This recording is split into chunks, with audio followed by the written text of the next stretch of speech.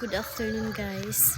So mauning balay nga among ibaligya guys. So naani sa 2025 square meter. Updated pud ni siya bayad namo sa tax kada tuig namo ni gibayaran. Ang reason guys nga nung ibaligya namon is wala namang guy mo puyo dinhi kay di naman mi sa layong dapit. Nag-iyahay naman kuan kay iyahay naman mig pamilya. So ang mga interesado guys is pwede ninyo i-view ang balay. Open for viewing taon niya. Pwede na siya puyan. So mauni ang likod sa among balay guys. So naan mo siya ayad. Kay si mama sa una guys, sa buhi pa is hilig ito siya magbuhi og baboy. So nami duha ka ayad. Buhi siya baboy sa una tag 5 ka buok. Kalingawan. So tanong ayan, tanong po siya dihag gulay. Pero giplanuhan gyud ni guys nga space is balayan ang taas akong kuya nga namatay pud sa sakit. Wala na mapadayon. Dalita guys sa balay sa isa na ko ka kuya.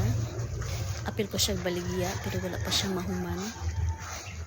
Pwede ni siya ipatiwas na lang sa makapalit niya. Mo dalawang apartment or unsa ba.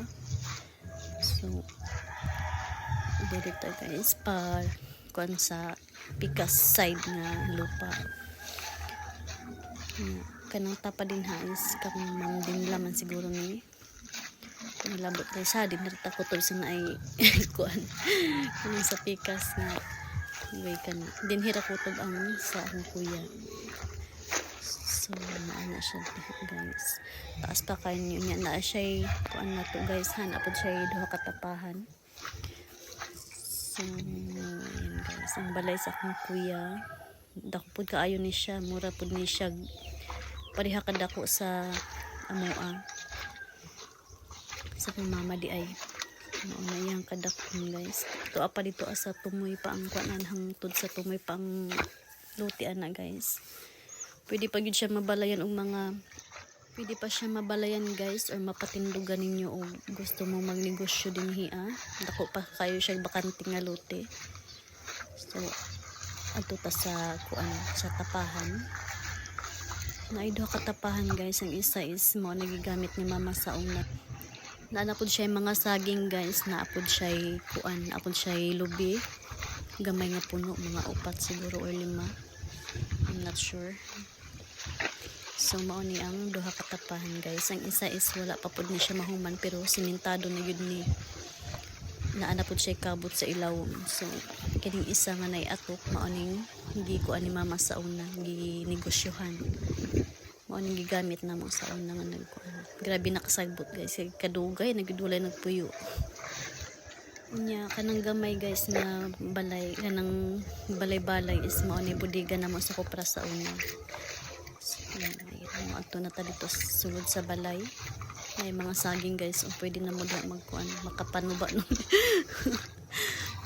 So ato na ta sa sulod sa balay guys.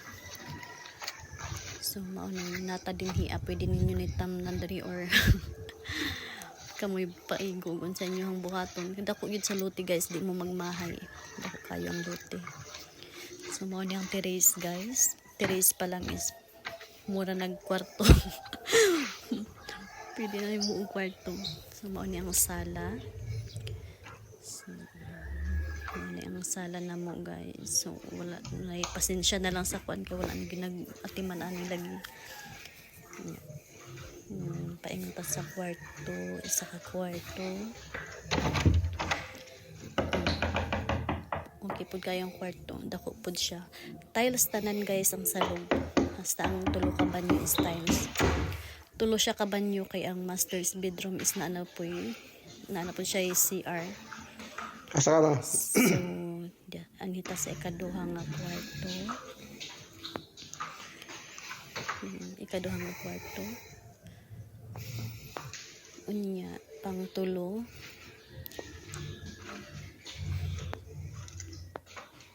Na siya yung mga kuan nga kabinet guys. Mikos-mikos nga kabinet.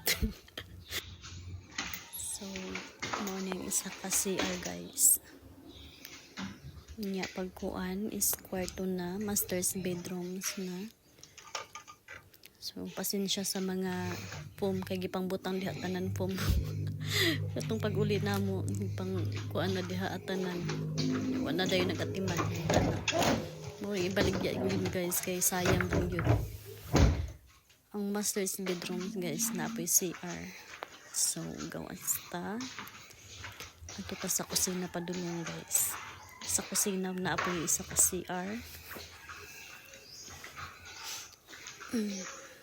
So, mao niyang CR diri sa kusina guys. Diri sa kusina nga CR mas dako-dako siya. Nga natay din sa kusina na apoy dirty kitchen. Hugaw yun guys kay dirty kitchen. So dinhi guys sa kusina is naapod tay budiga.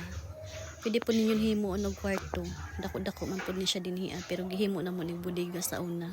So mao to guys. Salamat kaayo sa mga interesado PM ra guys. Salamat.